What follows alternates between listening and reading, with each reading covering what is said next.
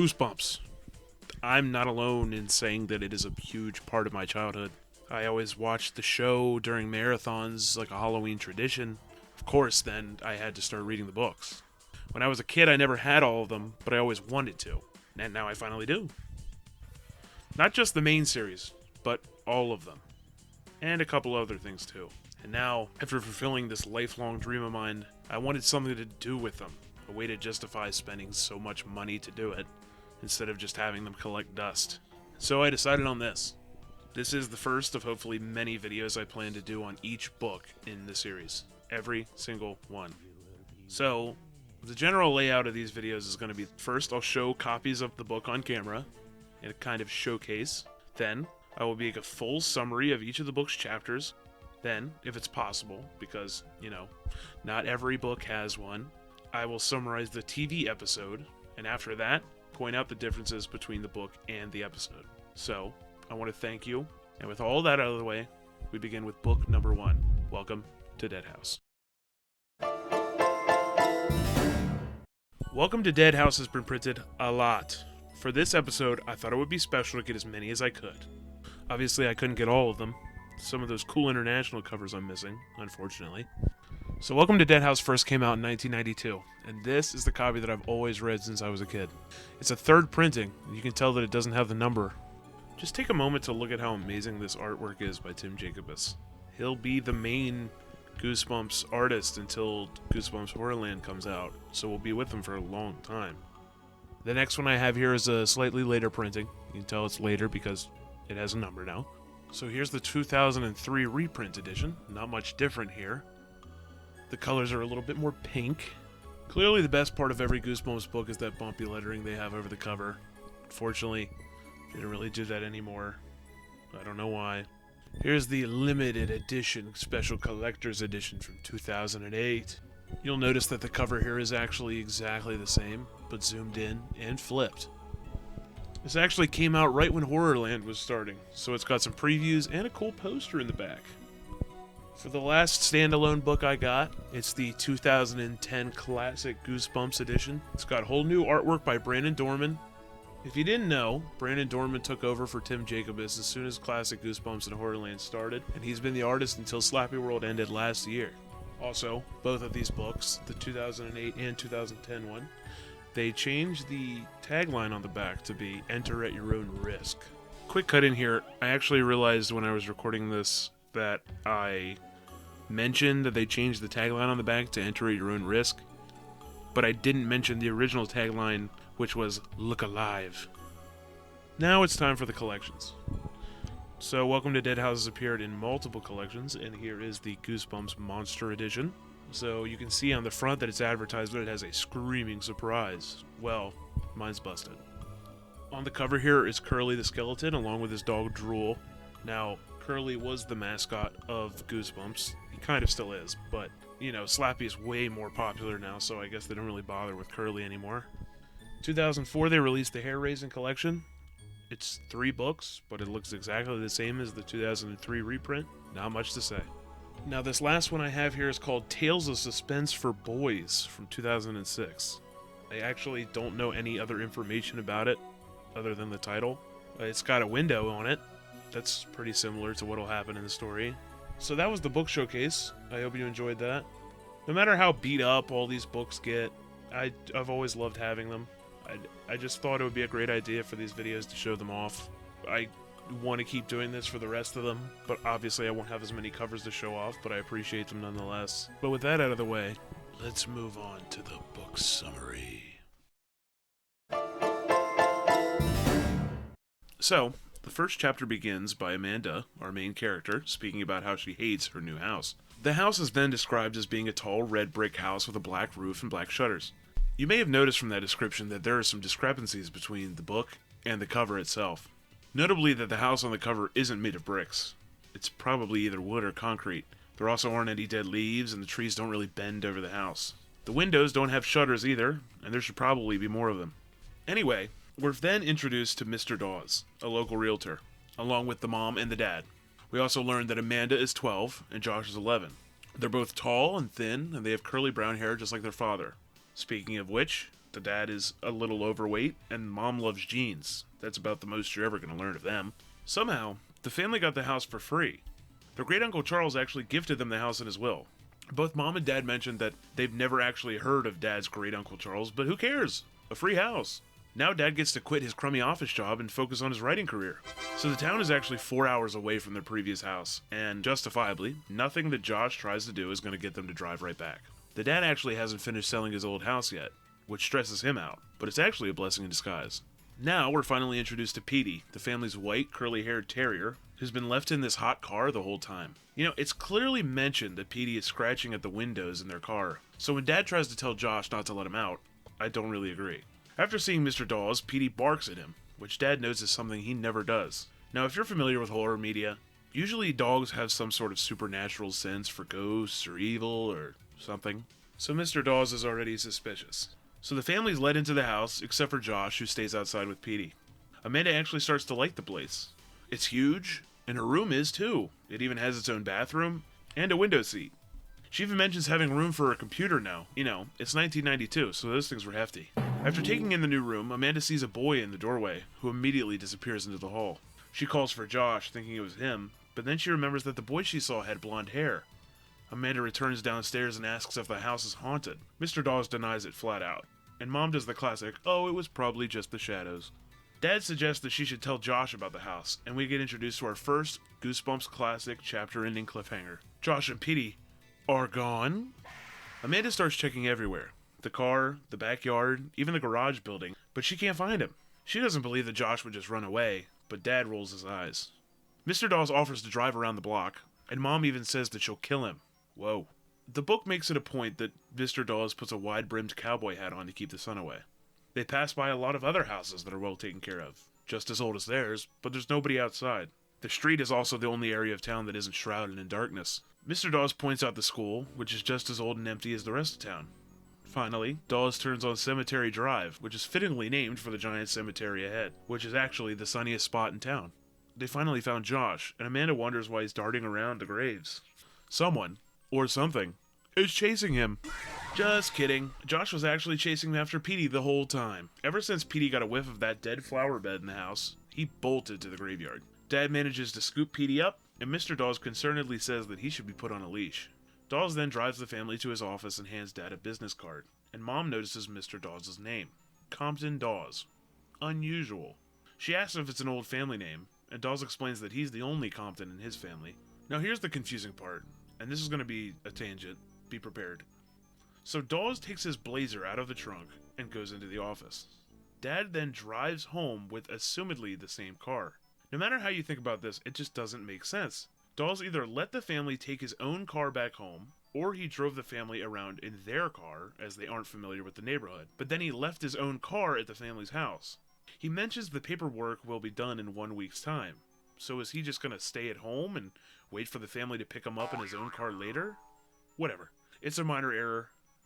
I just had to bring it up. I couldn't get over it. So weeks crawl by at the family's old house as they pack their things, and Amanda has some depressing thoughts. She just lays on her bed and stares, thinks about how the little things like breakfast in the kitchen, watching TV in the living room won't be the same anymore. She even mentions her friends. Two are away at camp, but her longest and best friend Kathy chat with her about all the memories they had together. That they'll see each other all the time. That they'll call each other. I actually can't relate personally to moving away from home, but I'm sure a lot of kids reading, and maybe even some of you watching, can. Even though Kathy and Amanda always joke about how they would rather live in a better neighborhood, you never really think about all the things you've loved about your home until you leave it. So the family finally arrives back at the new house again, and it's pouring outside, and they actually beat the movers there. Mom even mentions Dad by name, Jack, and this is the only time you're ever going to hear it.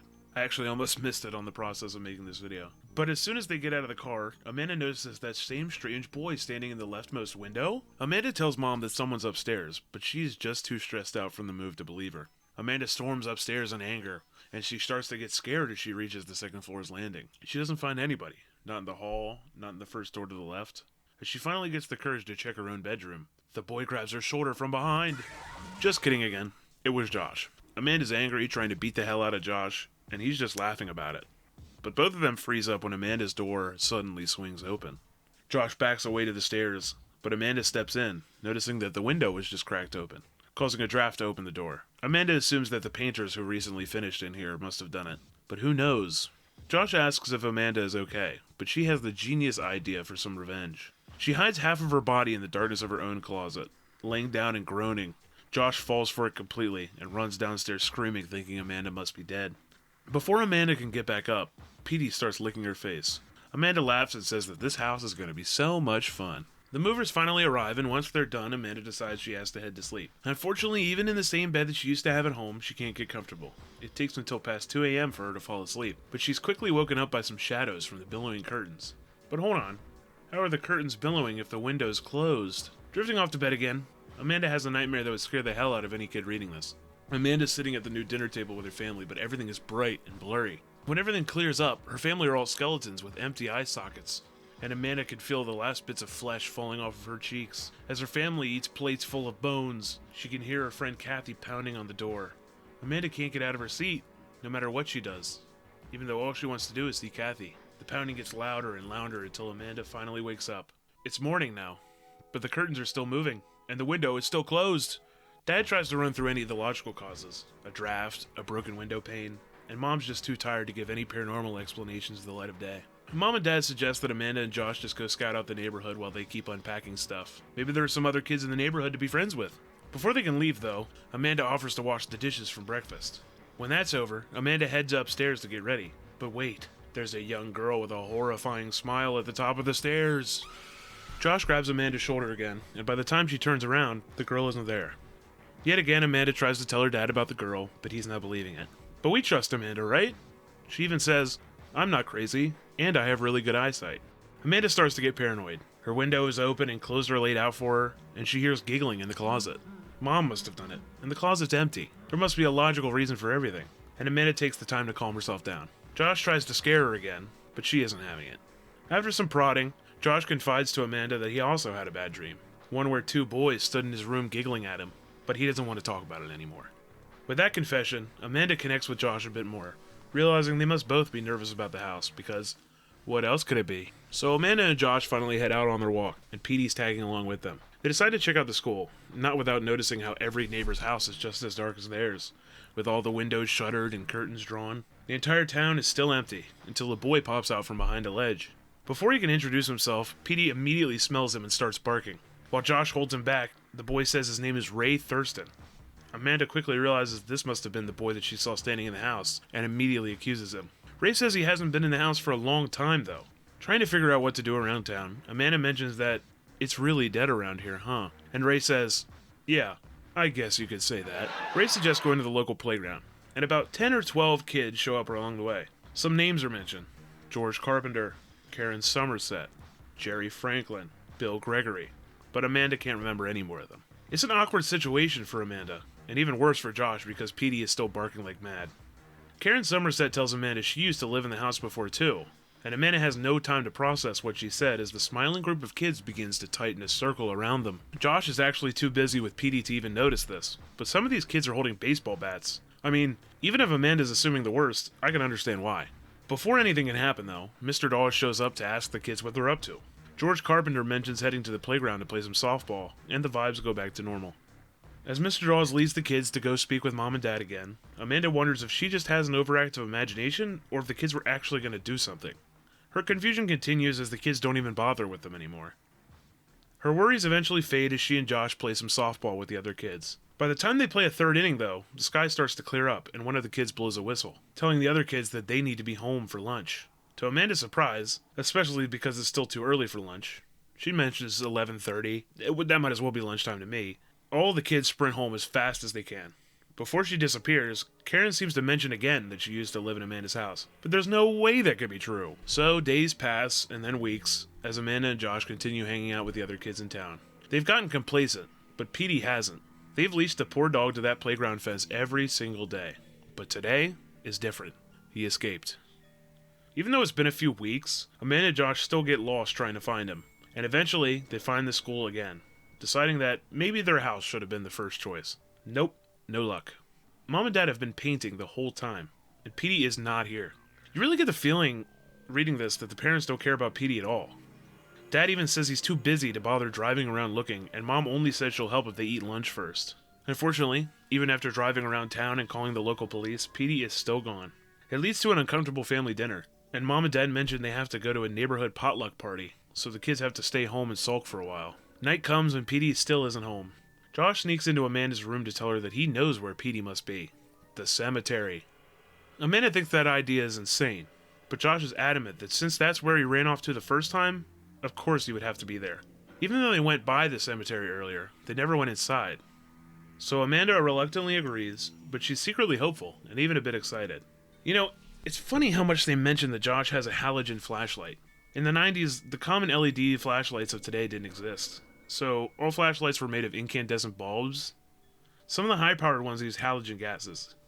It's a minor thing to pick up on, but it's something you think about reading books that are over 30 years old, you know? As they head out to the cemetery, it's completely silent. No breeze, no crickets, nothing. Except for the footsteps. They're being followed. Alright, calm down everyone. It's just Ray. He says he's outside because he can't sleep, and his parents don't even know about it. When Josh mentions they're going to the cemetery to find Petey, Ray consistently says that they shouldn't. His words are threatening, but Amanda decides he might just be frightened. Josh is insistent on fighting Petey though, so Amanda and Ray have to play catch up. Ray won't stop mentioning how they shouldn't be here, to the point where it starts to actually piss Amanda off. Eventually, Josh points out that he actually found a structure at the edge of the cemetery. It's an amphitheater, with a large crooked tree bending over the top of it. When asked, Ray says that it's a meeting place, that they use it like a town hall. Turning around with that trusty halogen flashlight of his, Josh finds Petey. But wait a minute, he's not the same. He won't listen to a single command, and he smells horrible. He trots away and Amanda and Josh lose sight of him again. As they look around, the light flashes over a gravestone.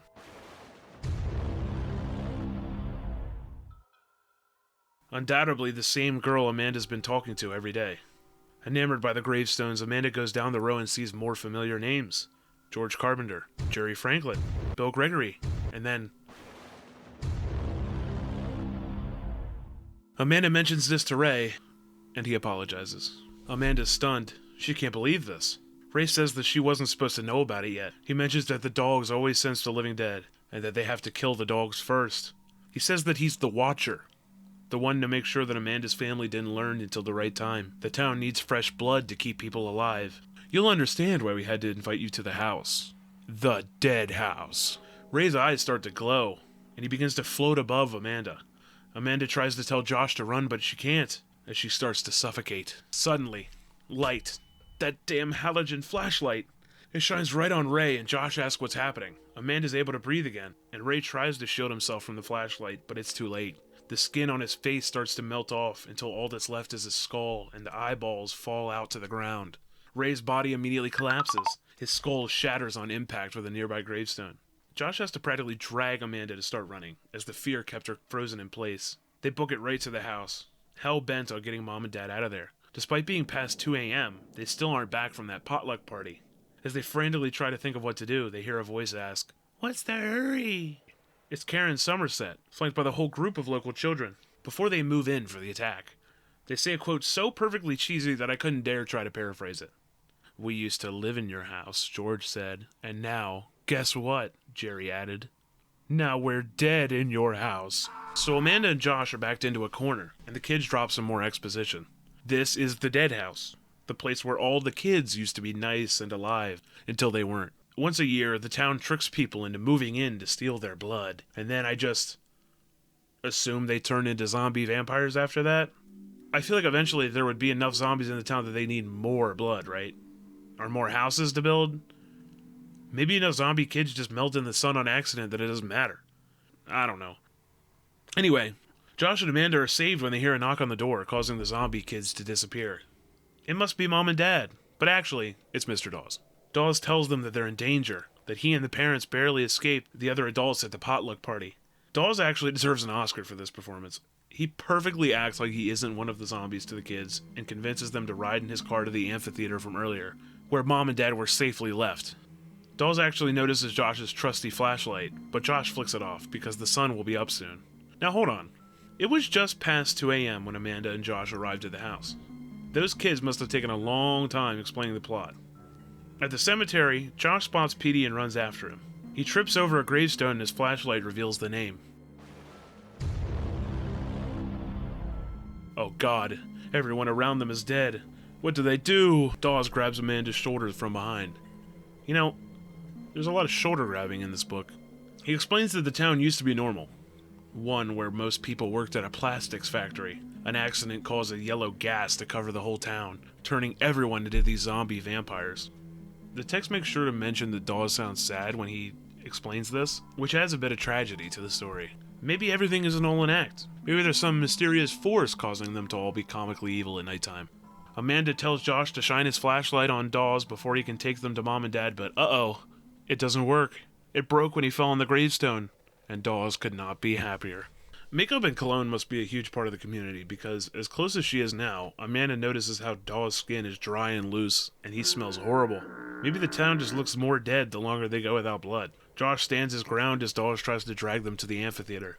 Josh actually finds a new use for his busted flashlight and cracks Dawes square on the forehead, splitting it open.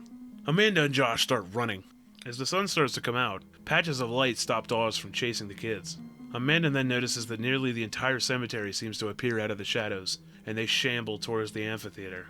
Hiding behind the bent old tree, the kids notice that Mom and Dad are actually tied up in the center of the amphitheater, with the entire town seated.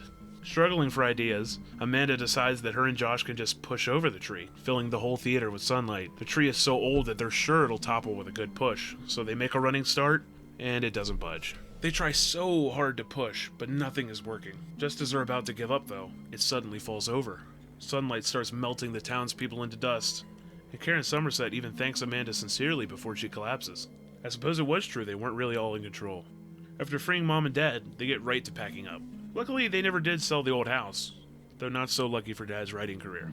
On the day they're set to leave, Amanda has to take one last look at the house. She spaces out until she hears a red station wagon pull into the driveway. A family with 2 kids steps out, and they mention it being their new house. They ask Amanda who she is, and all she can say is, "I used to live in your house," before running to the car. But wait, who is that standing at the door to greet the family? He looks just like Mr. Dawes, but that can't be true. So, were you scared? Welcome to Dead House is probably the scariest Goosebumps is going to get by pure content alone.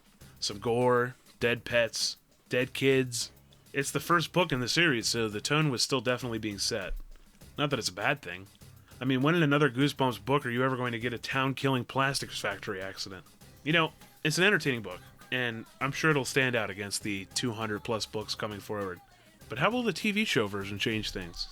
You may think that the first book in the series would be a top priority, but it actually wasn't released until the second season. So if you aren't familiar, Welcome to Dead House is actually a 2-part episode. I'll be summarizing the episode first, then compiling the differences after. You may actually notice quite a few of them just from the summary. Because the episodes are special, we actually get an introduction from R.L. Stine himself. Hello, I'm R.L. Stine. You know, somehow I always thought that R.L. Stine and Ben Stine were connected somehow. They both have this deadpan way of speaking. Viewers beware, you're in for a scare. Clear eyes complete makes relief simple. Their last names sound the same. I was always mistaken, though. They're not spelled the same. Anyway, Stein says that we have to always check under our beds, and whenever we make a new friend, to always check if they're dead or alive. Weird. The episode starts with the family driving straight to the house. We pass by a sign that mentions Dark Falls Chemicals, and Josh is busy complaining about how he doesn't want to move in. PD actually gets out of the car immediately and barks right at the window so that Amanda sees Ray standing there. One of the unfortunate things about a TV adaptation is that it can immediately reveal what's happening. You know, in the book, Amanda goes through a lot of self-doubt on whether the stuff she's seeing is real, but in this, it's obvious that the vampire zombie kids are in the house. As a kid reading this, even without knowing it's a Goosebumps story, you'd probably immediately believe that the kids are real, and not imagination. You know, neither a child's brain nor the story itself really has the nuance to assume otherwise. So what this tangent basically boils down to is that this doesn't really matter to the target audience at all, and my adult self is just looking way too far into it. So Petey's all riled up and goes to run around the house, and Amanda has to go find him. She walks around the upstairs, frightened, and walks into one of the bedrooms. She looks out of the window quick, and when she turns around, a man's hand reaches towards her. It's actually Mr. Dawes. He turns on the breaker box right in front of him. The whole family comes up to see him after Amanda screams. Somehow Dawes fell asleep in the darkness of the bedroom. Yeah. Petey actually starts barking at Dawes, and Dawes almost looks like he's gonna throw up. Then the mom pulls out this nasty looking wreath, which she calls a good luck charm. Mr. Dawes looks sick again just staring at it, so he hands over some paperwork and quickly leaves the house. You know, his hat doesn't really look very wide when it comes to keeping the sun out. Amanda writes a letter to her best friend, Jennifer. Also, she mentions them being over 500 miles away. That's just a tad more than going all the way from New York to Toronto. Oh man. Amanda looks out the window and sees some creepy neighbor staring back at her, who closes his shutters. Then she turns around to see another kid, in a hat this time. She asks Josh if that was him. Obviously no, he doesn't have a hat. Dad actually takes the time to look around the entire house for Amanda's sake, but no one's there. Trying to go to bed now, Amanda's woken up by Gollum?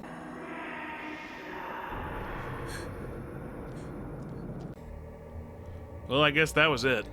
The next day, more moving in, and a neighbor delivers breakfast?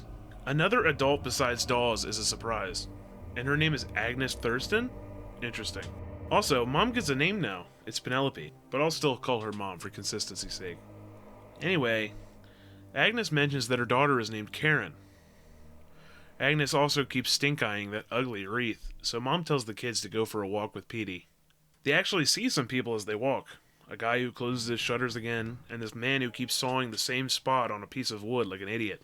Eventually, all the other kids start to appear out of nowhere by this radio tower and start circling them. Ray, who all of the kids just seem to instinctually know is there, breaks them up. They're practically cult members with the way they circle around Ray and look, well, dead, I guess. They mention wanting to play baseball, but the sun's coming out, which stops them from playing entirely.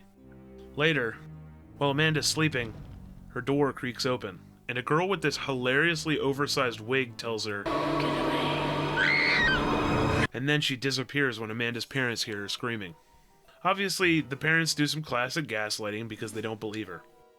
Amanda tells Dad about how horrible this place is, and Dad actually sits down and talks with her, which is pretty heartfelt. He explains how most of the people in the town are out of work, probably because of that chemical factory going down, and that he's lucky that they got the house for cheap. Selling the old house meant they have the money to stay here for a while, and Dad can work on writing his book. He tells Amanda to remember how their family is more fortunate than most. It's a pretty good scene, but it means a bit less when you know that everybody is just a zombie vampire, and not just a lack of a job market. Also, Dad says they already sold the old house. That sucks. Good luck with that one. So Amanda and Josh are in the backyard folding boxes, and Josh just digs his hand into this cracked cellar door and gets a quarter. Cool. But, oh no. When they aren't looking, an undead hand reaches out of it. So it's nighttime again, and they actually put some bubble wrap next to Amanda's bed. And I guess it's effective because the zombie in the wall is so pissed off that he just punches a hole in the wall. Somehow from that happening, a newspaper falls on the ground from years ago about the chemical factory accident. Dad talks to Dawes the next morning, justifiably pissed that this wasn't mentioned before they bought the house. Dawes does some damage control, and he just leaves. He leaves as fast as he can. Karen's actually at the house with Amanda, and she says that she felt the same way when she moved in. I mean, into her house, not this house. That would be crazy if she lived here too. The sun starts coming out, so Karen wants to go inside. She focuses on that wreath again, and Amanda just explains it's her mom's weird good luck charm against evil. Amanda confesses that she's been seeing stuff, and Karen's just like, why would people want to get in the house? I mean, I don't know. Karen's saying that the wreath gives her a bad feeling, and she does a pretty good job making Amanda believe that the wreath is what's causing all the bad mojo, like a horror movie. We finally get a scene of Petey running away. Looks like Josh couldn't give him this giant dog bowl full of nothing. The parents don't care in the slightest about finding him. They have lunch with the neighbors soon. Amanda and Josh chase Petey all the way to the forest, but Petey keeps running. They end up actually finding the cemetery, which is somewhat hidden behind a bunch of trees. Here's where the pacing starts getting extremely fast. So they see a group of townspeople talking about needing to feed, and they all look like zombies now. Running away, they accidentally bump into Ray and the other kids. He explains that he's the Watcher, and that he was killed in the same house to feed the people before. Wait, hold on. Is that the nasty ghost girl from earlier? So she isn't a ghost and just some other zombie? So I guess they can just teleport too. This one idiot is so desperate to eat that he puts his hand in direct sunlight and starts smoking. As the kids are running away, the parents are actually having this really awkward family lunch. Agnes's husband might be lobotomized. They keep switching back and forth from this hilariously quiet lunch and this intense music from the kids running away. It is a bit chilly, isn't it?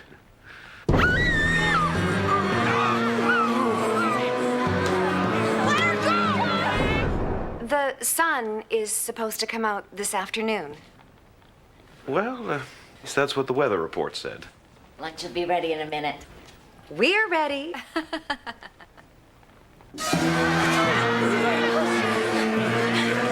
When the kids get home, they frantically tell Mom and Dad about what just happened, and that the dead people are coming. They don't believe them at first, but the lobotomized husband immediately gets up and starts covering every entrance, explaining about the factory accident. Amanda insists they have to destroy that wreath. It's evil.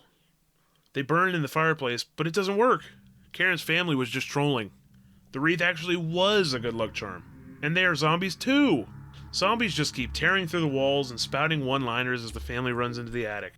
Somehow, the zombies are too stupid to move away as the kids remove bars from the windows, so they all just vanish into smoke in the sunlight. The family gets into the car and Mr. Dodge shows up at the window. He tries to tell the family how much he needs them. Maybe they can refinance, and... I'm hungry! The family actually finds Petey on the road, so they pick him up. Honestly, they were just about to leave him in that nasty-ass town. But wait, why does he smell so bad? And why are they turning him grayscale? R.L. Stine's closing segment also mentions how Petey is such a great actor. But then, Petey turns gray again. I hope he's still acting. So that was the TV episode. Scare you more than the book? If you have any suggestions, please leave a comment letting me know if you'd prefer I show the differences as they appear, or after the summary like this. Let me rapid fire these. The kids wear different clothes. Amanda's friend Kathy is now Jennifer. There's no great uncle giving away the house. Mr. Dawes is a lot older. Amanda and Josh have different hair, and at least Josh isn't tall. Petey is a border collie now and not a white terrier. Karen takes Ray's last name. The plastic factory is now a chemical factory, and all the zombies just turn into smoke when they die instead of their skin melting. Now that those general small details are out of the way, I'd like to mention things that are related to the plot. Now, the TV version did get 2 episodes of runtime, but a lot still had to be cut, and a few things were added. You might have noticed that unlike the book, the family doesn't actually visit the house before they move in. This also means that Petey doesn't run away to the graveyard for the first time, and we just skip the time spent back home where Amanda speaks with Kathy, who is now Jennifer. This is just flat out removed. The pacing in general is a lot faster. The book makes it clear that several weeks are spent before moving in, and more weeks are spent being friends with the local kids before the climax of the book. The show instead resolves the plot only within a few days of the family moving in. The episodes don't actually describe or show the town much at all. Since we never get that neighborhood drive to find Petey, we never even see the school, the playground, Mr. Dawes' office, or Cemetery Drive. Instead, the graveyard is now somewhere in the forest behind the house, and the kids never even hang out at the playground because the sun is out before they can play ball. The term dead house isn't even really used in the show either. The kids do mention living in the house before, but never in the exposition dumpy way that the book does. Another point about the town is that it isn't really dark. It's never even nighttime except for when the family goes to sleep. Because of that, the parents don't ever go to their nighttime potluck party, and the kids never rely on that trusty halogen flashlight to find Petey. Instead, Petey escapes to the forest, which is also the first time Amanda and Josh even find the cemetery. There's no amphitheater for the townspeople to meet at, they just stand in a weird huddle together. Amanda and Josh never even see the gravestones, so the kids have to explain why they're dead. About the gravestones, by the way, you might have noticed a slight issue with them during the summary. Assumedly, Mr. Dawes was one of the original zombies in town, and the kids were all killed afterward. But somehow, Mr. Dawes' death is 8 years after Karen's. There's really no way I can explain that. Amanda doesn't have nearly as many paranormal experiences as the book, like her nightmare sequence, which was probably either too gory or too expensive for the budget. Instead, the show ends the sequence with that ghost girl. This isn't actually a nightmare in the episode though, because Amanda's awake during it. Karen thanks Amanda when she dies in the book, so I would have liked the idea that the kids in the show don't really pass on to the afterlife, but it seems that teleportation is just a new power that the kids have. The parents don't have nearly as many moments of being annoyed at the kids. If anything, the parents, especially Dad, care more in this version, though not for Petey. There are a lot more adults in the episode too.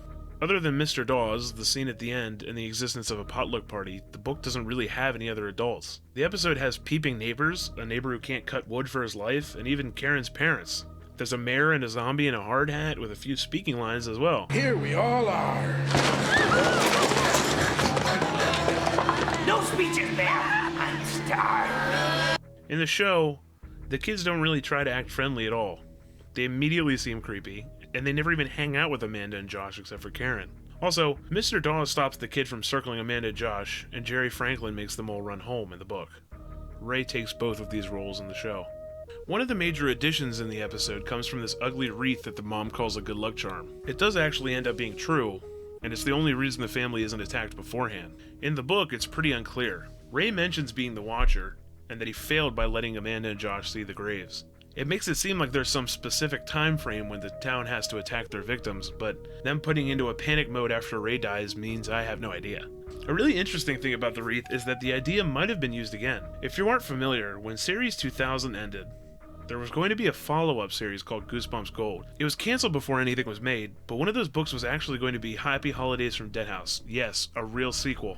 It had completed cover art by Tim Jacobus too, and look at that, a wreath. Yes, it's a holiday book. A wreath in a holiday book is practically a given. But come on, the episode was out in 1997. It's possible this idea from the episode could have been fleshed out. Now, all of the differences I mentioned from before are seen in the ending, which is drastically different between the book and the show. For the book, Petey goes missing from the playground and the family can't find him. The parents go to a neighborhood party at night, and Amanda and Josh have to search for Petey well past midnight. Armed with that trusty flashlight, they meet Ray on the way to the graveyard. Ray warns them, they find the gravestones, see that Petey is a zombie, kill Ray, try to find Mom and Dad back home where the kids dump info about Deadhouse, get convinced by Mr. Dawes to go back to the cemetery, run away from him, find Mom and Dad at the amphitheater, clear the tree, melt the entire populace in the sunlight. Then after the family leaves, our twist ending is that a new family moves in and somehow Mr. Dawes is still alive. In the show, Petey runs away during the day, so that Amanda and Josh have to run through their fence into the forest where they eventually find the graveyard. They find multiple townspeople huddled together talking about feeding. When Amanda accidentally steps on a branch, she and Josh have to run away and bump into the kids who infodump the entire plot. The parents are preparing lunch for Karen's family at the same time, and the kids run home to warn them. Karen and her parents back up Amanda and Josh about the zombies and successfully convince the family to burn the wreath. This deactivates its protection on the house, and the family is backed into the attic before burning away the crowd with light from the windows. The family quickly drives away, and Mr. Dawes as well as another few adults are still in town. They find Petey on the road, and the twist ending is that Petey is also a zombie. So these endings leave me with two major takeaways. The book implies that the town can regenerate, and the victims will keep flowing in. In the episodes, Mr. Dawes mentions that it was difficult to get the family there. That coupled with the fast pacing means it's entirely possible the town could just starve to death soon. Also, rest in peace to the family's budget. In the book, the entire town must be dead, and Dad never sold the old house, so they have time to move back home before, assumedly, Mr. Dawes regenerates. So in the episode, Dad already sold his house, and they have to leave immediately, and he even had to pay for the dead house. Coupled with a zombie dog stuck in their car, that is going to be a rough 500-mile drive home. Oh, yes. So I just wanted to go off script to just say thank you to anybody who watched this video. This was the first video I've ever made. You could probably tell that from how it went. But yeah, I mean, it's just a sincere thank you from me. This is a passion project of mine. I wanted to do something, and so I did it. You know, I'm really excited to keep reading the rest of these books. There's over 200 of them to get through. So I just wanted to put something out there as a motivation and keep working on it, you know? So if you guys have any suggestions, or if you have any things that I should work on when it comes to the videos, please let me know. So again, thank you just for even watching the video. I don't even care if you like or subscribe. Obviously, you can do so if you're interested in watching more, because I'll be sure to upload more. But yeah, I hope you have a great day.